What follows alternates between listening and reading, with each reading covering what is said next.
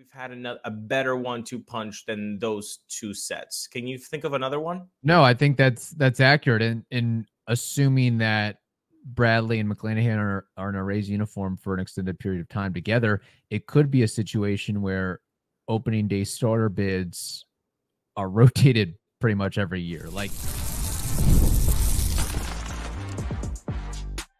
you are Locked On Rays, your daily Tampa Bay Rays podcast, part of the Locked On Podcast Network, your team every day. Welcome to Locked On Rays, your daily podcast covering everything Tampa Bay Rays, from game analysis to player interviews. We've got you covered with all the latest news and insights. My name is Kevin Weiss. And I'm Ulises Sambrano, bringing you expert analysis and passionate discussions about our beloved Rays. So whether you're a diehard fan who vividly remembers Longo's Game 162 just like us, or you remember the early Devil Ray days of Wade Boggs or Carl Crawford, we're here to break down every play, every trade, and every milestone. In fact, this is our 6th season covering the Rays daily. And every season, they've gone to the playoffs. So grab your favorite Rays gear, settle in, subscribe to our Locked On Rays YouTube channel and other podcast platforms. And you can also find us on X and Instagram at Locked On Rays. This episode is brought to you by PrizePicks, the easiest and most exciting way to play daily fantasy sports. Go to prizepicks.com/LockedOnMLB and use code, all lowercase, LockedOnMLB for a first deposit match of up to $100. Kevin, it has been a fun weekend. Yes. And by fun weekend, I don't care about Friday. Friday's not the weekend. We work on Friday. Saturday and Sunday, though, those were pretty fun. Those were pretty fun. Good pitching performances, lots of offense. That's what we like to see. Beat up on the Yankees in the Bronx, and hopefully that continues on Monday afternoon as well, as this is a wraparound series. So the Rays are coming out firing for the most part on all the cylinders since the All-Star break. So I think it's a testament that, yeah, most of the guys needed a little bit of a reprieve, a little bit of a rest before the grind of the season continued. I think a few Rays fans on X got ahead of themselves. We won the series. It's like, no. It's a wraparound. So let's at the very worst, you can split it. Yeah, let's chill a little bit. But yeah, you can. I think that's a major win. You get over 500 for the first time in what seems forever. And you have an opportunity here, yes, to kind of tell everybody else, not only in the division, but the league itself, like, we're not away from this competition. We're not away from this wild card. Like, we're in contention. And so many things happen, Kevin, that I don't think we have enough time in 30 minutes or less to do it all. So I just kind of want to, like, say these things. Okay. And just put them out in the ether. Yes, Ryan Pepiot to the IL, knee infection. Might have been the first time I've ever heard knee infection for a baseball player. Yeah. It's unfortunate. I don't even recall how he got that knee infection. I've been out of the loop the last couple of days, but I guess it's better than having an arm issue. That's what I always say. Rather lower extremity than arm, shoulders, hands, wrist, whatever it may be. 100%. So hopefully they take care of that and he's able to come back as soon as possible. Another thing that we should say is Yandy Diaz. Yandy was hitting so damn well in July. 289 average, 347 on base, 467 slug. I mean, just a 135 WRC plus. Fantastic stuff. On the restricted list since return of play on Friday. Hopefully everything is okay. Restricted list means no pay. Yes. It means the Rays don't have to add him into the active 26-man roster. I know a lot of people are kind of anxious about this subject, so I just wanted to put it out there and remind folks that just because it's restricted list doesn't mean it has to be a horrible, bad thing. Yeah. I want to remind folks, I believe it was in 2018 when Jose Alvarado kind of did a bad thing, by leaving the team for a month. But it was because his mom was sick. So he was put in the family emergency list for, I think it was 3 to 7 days. And then he was placed on the restricted list. Yeah. So I just want it doesn't have to be a super bad thing. So I think we should just be patient with this. Yeah, just be patient. Hopefully all is the best with Yandy Diaz. Of course, a personal matter. I don't know if we'll ever get to the bottom of what the issue is. If I had to guess, probably family related, but can't or won't really speculate on what it is. It just sucks that he's missing the action at this junction, but the Rays are doing pretty well offensively without him. So you hope that he doesn't miss so much time that it's going to take him a while to get back into a groove. And it's almost like starting the season over again for him. And I think, like you said, I think there's a misnomer with the restricted list. I think that has come about since the Wander issue has surfaced, because that's been mentioned and tied to him so often here. So, yeah, hopefully things work out and he's back in the fold sooner rather than later. But the Rays, they have to push on. They have to battle on. And that's what they did this weekend, thanks in part to one Taj Bradley. That is correct. Now, Taj, I think we all remember that blow-up start in Baltimore on a Saturday. It wasn't pretty. He got knocked around. But ever since then, he has pitched 49 innings, okay, to a .92 ERA, a 2.63 FIP, 15 walks in 49 innings, and 58 strikeouts, allowing 29 hits. These numbers are Cy Young worthy. Yes. I'll say it. Cy Young worthy. Now, it's only 8 starts. You can win the Cy Young through 8 starts unless it was, the COVID 2020 season. But it's very encouraging to see the leaps and bounds of growth that Taj has done since last year. Like that, I mean, we would hope that this was the ceiling for the type of talent that he had. He just showed it in very small spurts last year, but this is the first extended streak where Taj Bradley has shown I can be an ace. And I want to ask you a question. Yes. Kevin, I mentioned that Taj could, wrestle with Shane McClanahan for that ace role in the staff. Mm-hmm. A lot of people on the comments said, no way, Shane McClanahan, it's way better than Taj. Is it, how much of a hot take, spectrum-wise? 1 being cold as ice, it's very obvious, and 10 being, are you insane? 1 to 10, Taj Bradley will be the opening day starter in 2025. I would say a 3 to 4. I don't think it's that crazy because I feel like the Rays historically over the last several seasons, they reward guys who produce in the previous season. Yes. To me, I feel like if Bradley keeps it up and he finishes the year under 3 ERA and Eflin is outside of the picture, if he's traded or something like that, which I imagine is probably going to happen, I would think that he would be the go-to guy.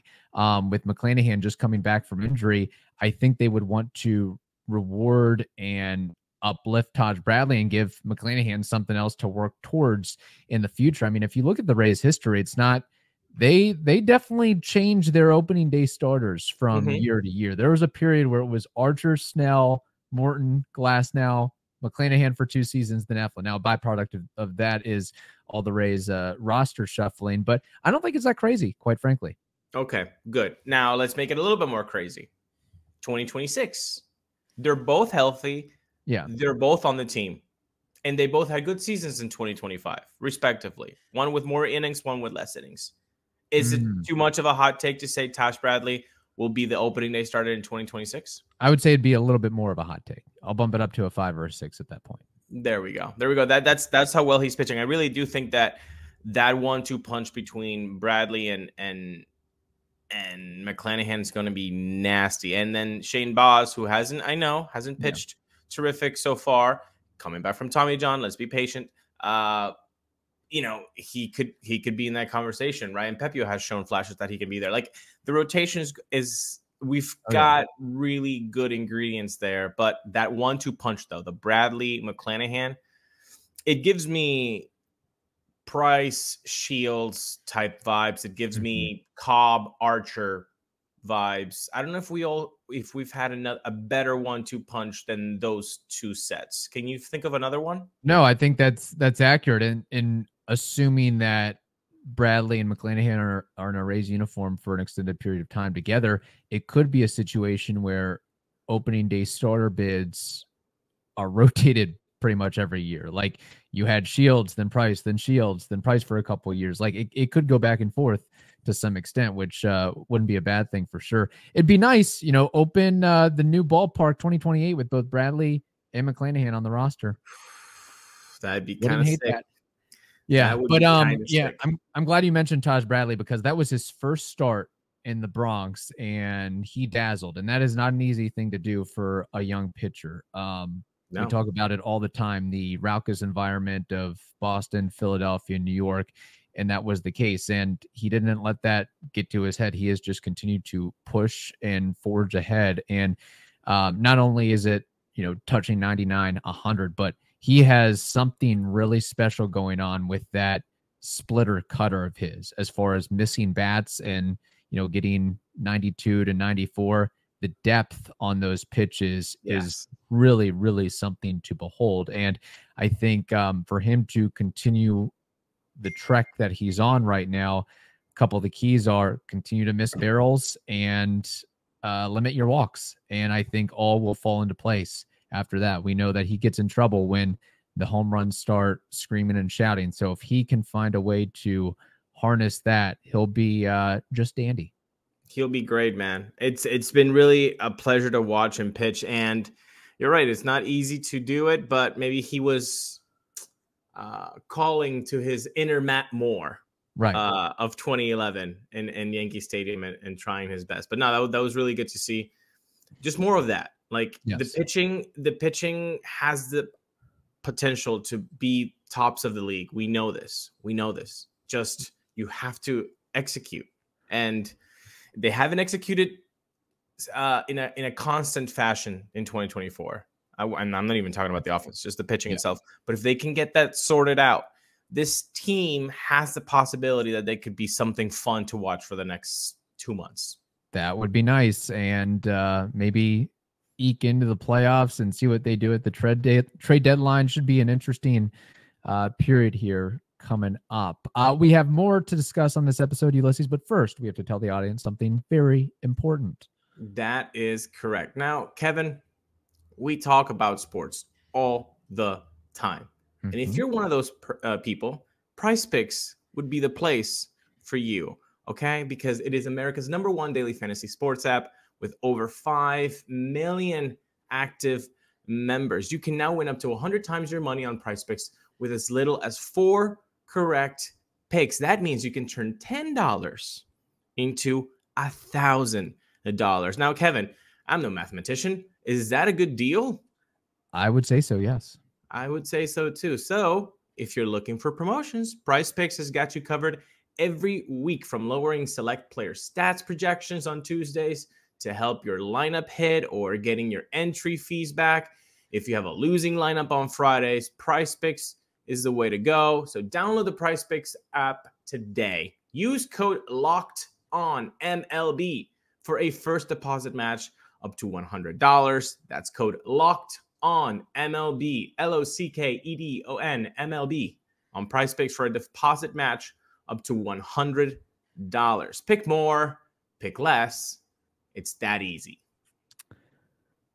We also want to tell you about eBay Motors. Passion, drive, and patience, that is the formula for winning championships. It's also what keeps your ride or die alive. eBay Motors has everything you need to maintain your vehicle and level it up to peak performance. Superchargers, roof racks, exhaust kits, LED headlights, and more. Whether you're into speed, power, or style, eBay Motors has got you covered. With over 122 million parts for your #1 ride or die, you'll always find exactly what you are looking for. And with eBay Guaranteed Fit, your part is guaranteed to fit your ride every time, or your money is returned to you.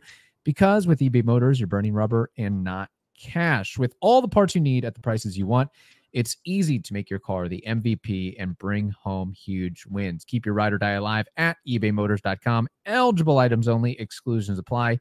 eBay Guaranteed Fit, only available to U.S. customers. We also want to let you know to make the switch to Locked On Sports Today. Locked On Sports Today brings you can't miss analysis, opinions, and news streaming 24/7 on YouTube or the free Amazon Fire TV channels app. It is part of the Locked On Podcast Network, your team every day. So, Ulises, something I want to mention that piqued my interest. Mark Topkin wrote about it. Kevin Cash was very honest about some of the team's early season struggles and some of the chemistry issues that they've had. And I just want to read a couple quotes and comments here. We know how poorly that the Rays started off the season. Cash says, quote, "When we got off the 1-5 Chicago-Milwaukee trip, it was bad. It was a bad dynamic. I didn't like the culture, the way it was going. I didn't like the vibe that we had.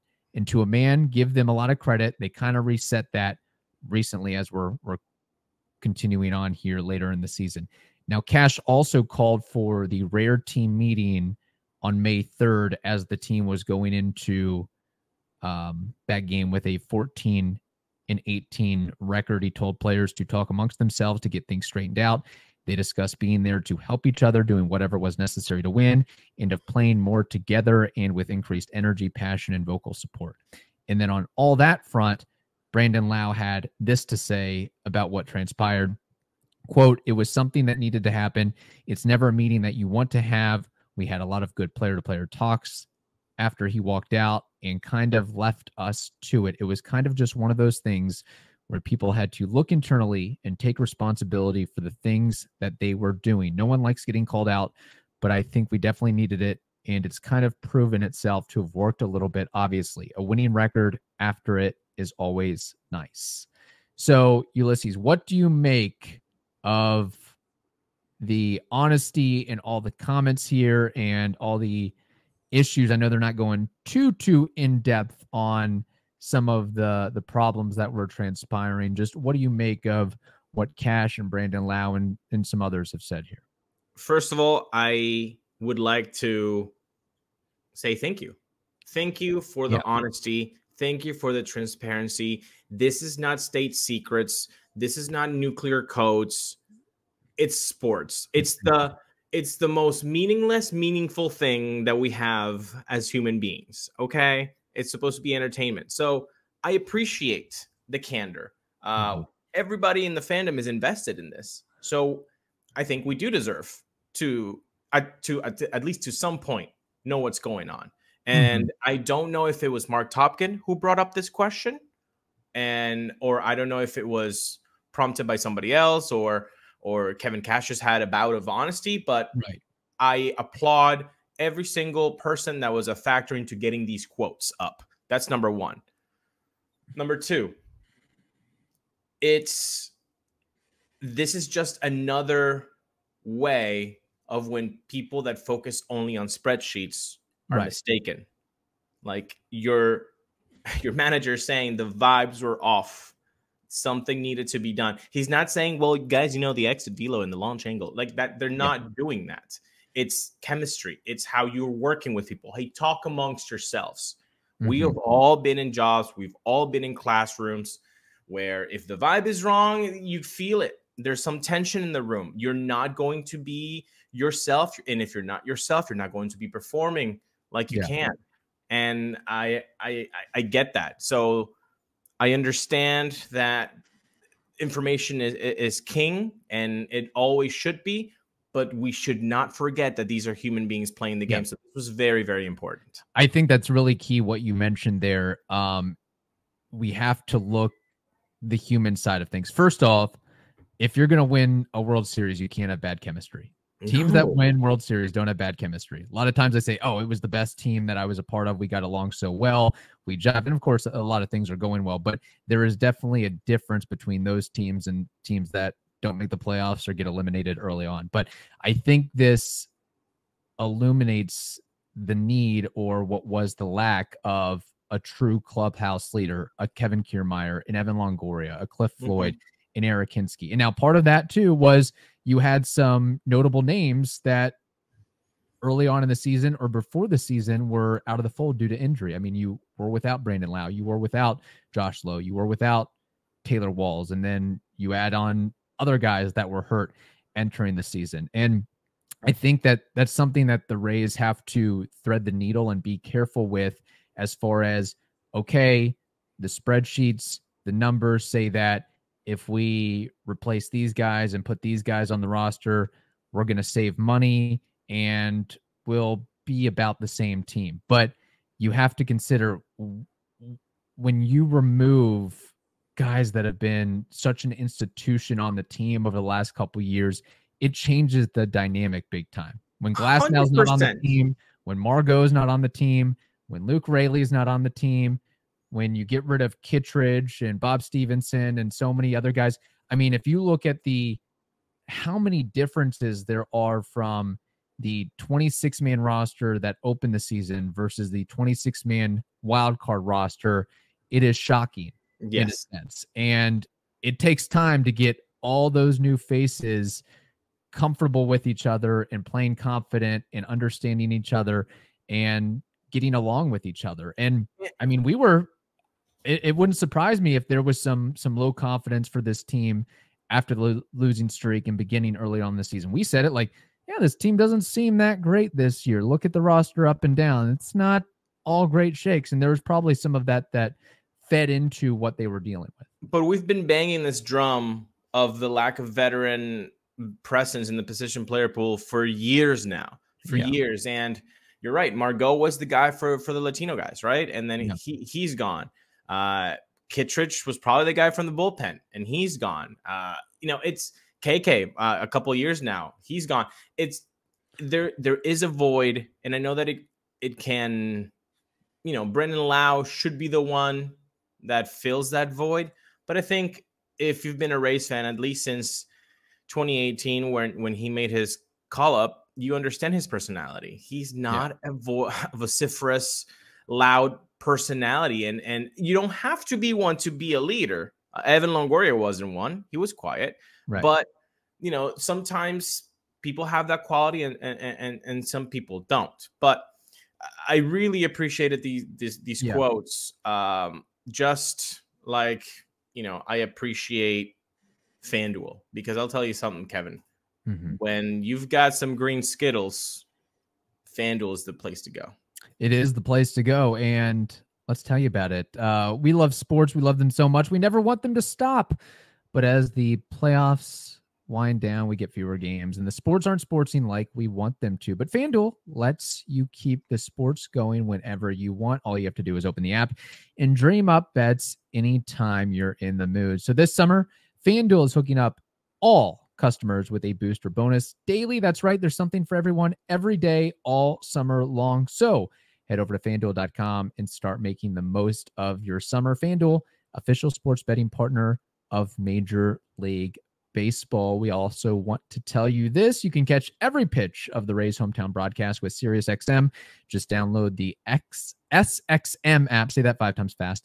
SXM app and search Rays. Also bookmark si.com/MLB/Rays for written content about your Tampa Bay Rays. One thing, go ahead. Before to close out the whole quotes situation, you mentioned Jake Diekman and Bob Stevenson, and I know that some people might be like, oh, they were there for half a season.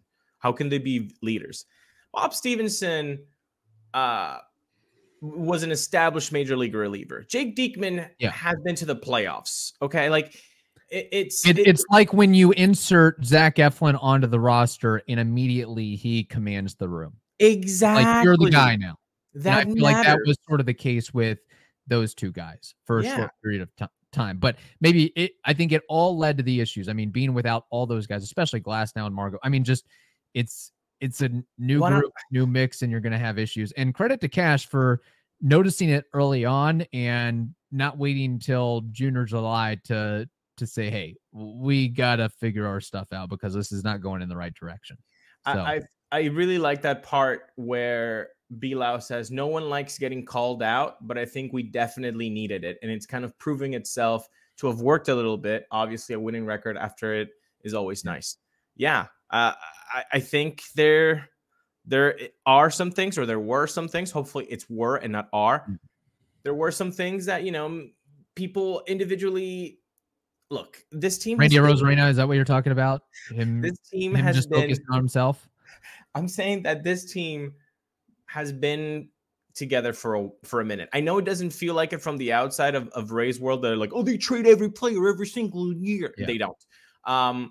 This team, this core has been together for a while. Things get stale if you don't do something about it. If you're not proactive about it, things can get stale in the clubhouse. And it does feel like after 5 playoff runs, maybe things in the beginning were kind of stale or were kind of taken for granted. The work maybe wasn't as hyped up as it once was. Right. And so those meetings, they matter.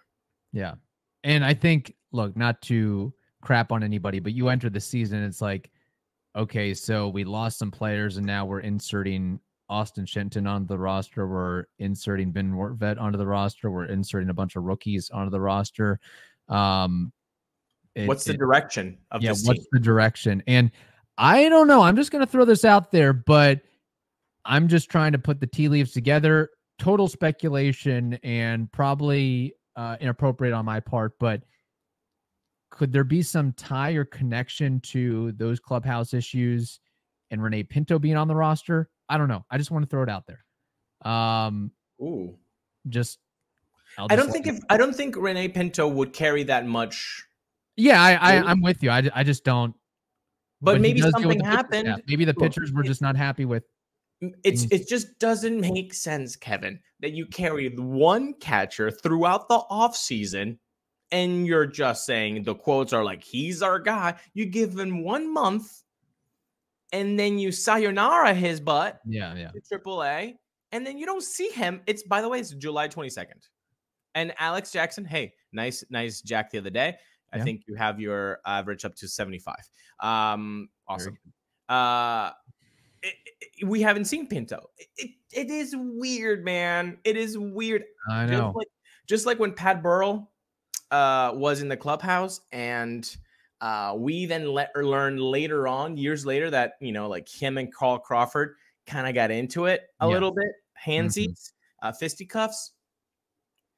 Maybe one day we'll get to learn why the Renee Pinto situation is what we're experiencing right now. 2030, we'll get the answer to that question. So, Ulises, do you have a couple YouTube comments that you want to throw out there? I do indeed. Our buddy Hill says, I like the meet for Ford if the Mariners would do it. Evan made a good point that both are blocked right now, so maybe the Mariners would entertain. At Alexander TB6 says, I hope they really don't trade Isak. And then Rain Man Goulet 931 says, Evan, what do you mean? What power do you lose if you trade Isaac Paredes? How many home runs does Paredes have? How many does Junior have in the major leagues? That is both for them. That is a big difference in power, is it not?